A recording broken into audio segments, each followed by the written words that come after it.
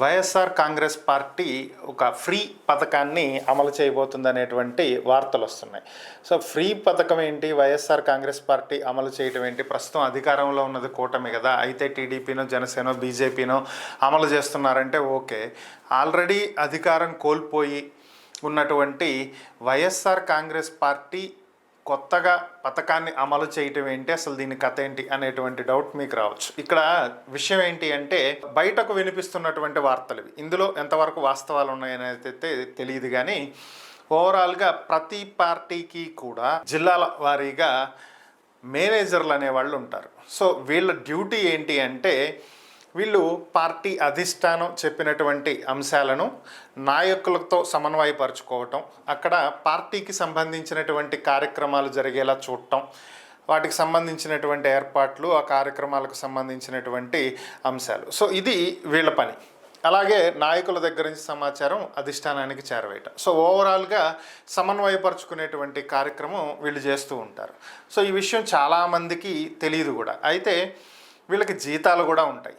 సుమారుగా వైఎస్ఆర్ కాంగ్రెస్ పార్టీలో ఈ మేనేజర్స్ పొజిషన్కి అందరికీ కలిపి నెలకు ఒక 10 లక్షల వరకు కూడా ఖర్చు అవుతూ ఉంటుంది అనేది ఒక అనధికారిక సమాచారం. సో ఇంకా ఎక్కువ అవ్వచ్చు, తక్కువ కూడా అవ్వచ్చు, అవకాశాలు ఉన్నాయి. అయితే ఇప్పుడు దీని గురించి ఎందుకు చర్చించుకోవాల్సి వస్తుంది అంటే, ఇటీవల ఈ మేనేజర్లందరికీ కలిపి తాడేపల్లిలోని పార్టీ కేంద్ర కార్యాలయంలో ఒక సమావేశం జరిగిందంట. ఈ సమావేశంలో ఈ మేనేజర్స్ అందరినీ సమన్వయపరుచుకుంటూ పార్టీ కార్యక్రమాలను ముందుకు తీసుకెళ్తూ, ఈ మేనేజర్లందరికీ ఒక హెడ్ ఉంటారు కదా, ఆయనే ఈ మీటింగ్ కండక్ట్ చేశారు, ఆలూరి సాంబశివరావు. సో ఈయన ఏం చేశారు అంటే, బాబు ఇప్పటి వరకు మీరు పార్టీ కోసం చాలా కష్టపడ్డారు, పార్టీ కోసం పనిచేశారు, అధిష్టానాన్ని నాయకుల్ని అందరినీ కలుపుకుంటూ పోయారు, ఇదంతా కూడా చాలా బాగుంది. అయితే ప్రస్తుతం పార్టీ ఉన్నటువంటి పరిస్థితులలో నెలకు 10 లక్షల రూపాయలు ఖర్చు పెట్టి మీకు అందరికీ జీతాలు ఇచ్చేటువంటి పరిస్థితుల్లో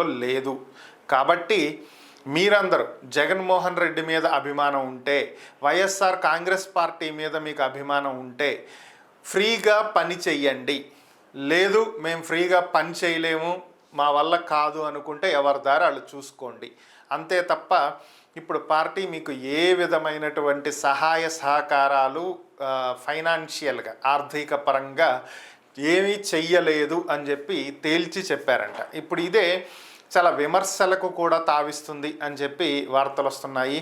సో అధికారంలో ఉన్నన్నాళ్ళు బాగానే నడిచింది, ఇప్పుడు అధికారం కోల్పోయిన తర్వాత పార్టీని నిలబెట్టుకోవాల్సినటువంటి పరిస్థితి, మరలా తిరిగి అధికారంలోకి తీసుకురావాల్సినటువంటి పరిస్థితుల్లో పార్టీని బలోపేతం చేసుకోవాలి. దానికి వీళ్ళు సహకారం అనేది ఎంతగానో కావాలి. ఎందుకంటే లోకల్గా ఉండేటువంటి పరిస్థితులు ఎక్కడో ఉండేటువంటి అధిష్టానానికి తెలియదు, అది వీళ్ళ ద్వారా మాత్రమే తెలుస్తుంది.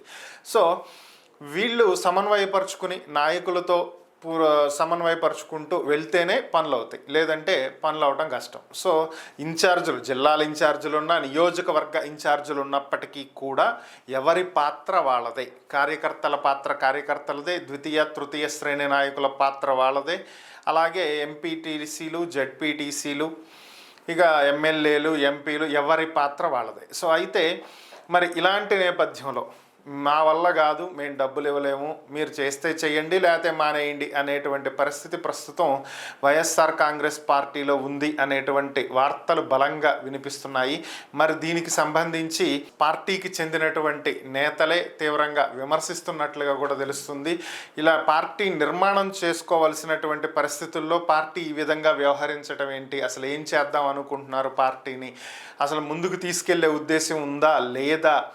సో గతంలో అధికారం లేనప్పుడే ఎంతో కష్టపడి పార్టీని నిలబెట్టుకుని ఒక్కసారి అధికారంలోకి వచ్చాము, ఒకసారి అధికారం కోల్పోయినంత మాత్రాన ఇక పూర్తిగా పని అయిపోయినట్టు కాదు కదా, మరలా తిరిగి అధికారంలోకి రావడానికి చేయాల్సినటువంటి పనులు చేయకుండా ఇలాంటి నిర్ణయాలు ఏంటి, ఫ్రీగా పని చేయమంటాం ఏంటి, ఇష్టమైతే చేయండి కష్టమైతే వెళ్ళిపోండి అని చెప్పడం ఏంటి, అసలు ఏంటి పరిస్థితులు అని చెప్పి పెదవి విరుస్తున్నారంట. మరి ఈ విషయం జగన్ గారి దృష్టిలో ఉందో లేదో తెలియదు.